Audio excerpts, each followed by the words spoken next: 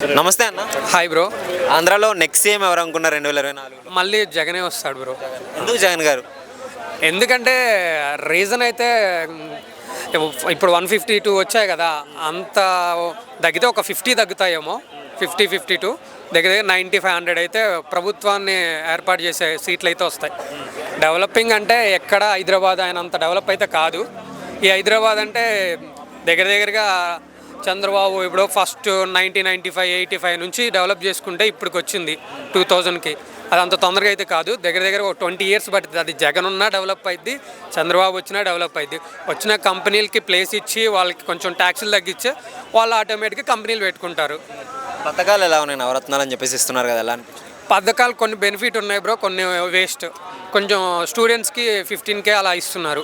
వాళ్ళకి 1 to 10th class దాకా 15,000 స్కూల్కి సరిపోతాయి. ఇంటర్మీడియట్కి స్కాలర్షిప్ కాబట్టి ఓకే. ఇంకా బీటెక్ అంటే మళ్ళీ వాళ్ళకి ఫీజు వస్తూనే ఉంది.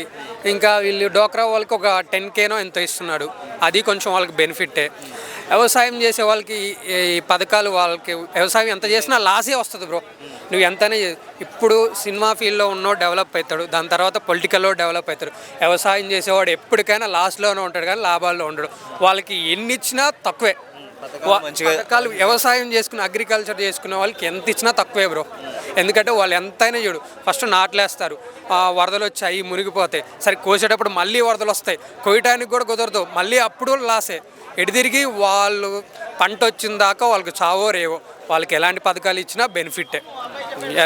ఎట్టి పరిస్థితుల్లో వ్యవసాయం చేసే వాళ్ళని ఆదుకుంటేనే ఏ పొలిటికల్ లీడర్ అయినా డెవలప్ అవుతాడు. అంటే వాలంటీర్ వ్యవస్థ కానీ సచివాలయం వ్యవస్థ కానీ ఎలా అనిపిస్తుంది? సచివాలయం ఇంటికి వెళ్ళి హెల్ప్ చేయడం అనేది బాగానే ఉంది, కానీ పార్టీ పరంగా మా పార్టీకే మేము ఎక్కువ బెనిఫిట్ హెల్ప్ చేస్తాము, టీడీపీ వాళ్ళకి చేయము అలాంటివి కాకుండా అందరూ ఆల్ ఆర్ ఈక్వల్ లాగా చేస్తే చేస్తున్నారు బ్రో. కొన్ని ఆడాడ నెగిటివ్ కనపడుతున్నాయి. ఇంకొకటి కొత్తగా ఒక హాస్పిటల్ ఓపెన్ చేశారు కదా జగన్ గారు, వద్దా? ఫ్రీ హాస్పిటల్, అదే కిడ్నీ ప్రాబ్లం ఉన్న వాళ్ళకి ఎవరికైనా అంటే కిడ్నీకి ఇప్పుడు హాస్పిటల్ కిడ్నీ కానీ కొన్ని ల్యాక్స్లో అవుతాయి కాబట్టి వాళ్ళకి కొంచెం ఆపరేషన్ ఫ్రీ లాగా అలా పెట్టారు. అది కూడా బాగుంది కదా బ్రో. మళ్ళీ నెక్స్ట్ జగన్ గారు సీఎం అయితే ఇంకా ఎలాంటి మార్పులు చూడొచ్చు అంత?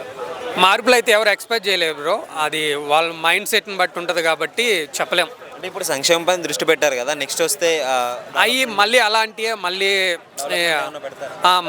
రుణమాఫీ లాంటిది కొంచెం వాళ్ళకి పంట సాయం ఇక్కడ రైతు బంధు లాగా తెలంగాణ రైతు బంధు, డోక్రా వాళ్ళకి ఇలా పథకాలు వ్యవసాయం చేసుకున్న వాళ్ళకి ఇస్తే పక్కా మళ్ళీ జగనే కన్ఫామ్గా మళ్ళీ 100-110 సీట్లు వస్తాయి. ఒక మొక్కలో నెక్స్ట్ సీఎం